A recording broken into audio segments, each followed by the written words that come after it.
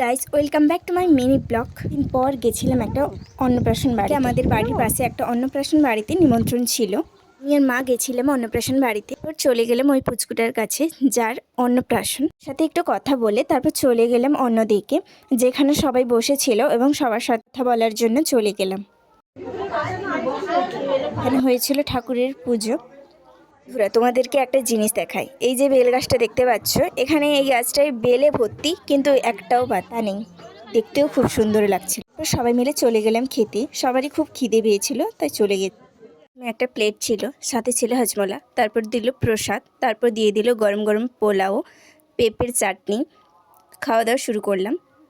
তারপর দিল পনিরের তরকারি, তারপর দিল স্যালাড, তারপর দিল পাতিলেবু, তারপর ছিল সাদা ভাত, আলু ভাজা, বেগুনি, সবজি তরকারি, আলুর ঝোল, চিপস, আমের চাটনি, পায়েস, দই, মিষ্টি মানে রসগোল্লা। তারপর খাওয়া দাওয়া শেষ করলাম।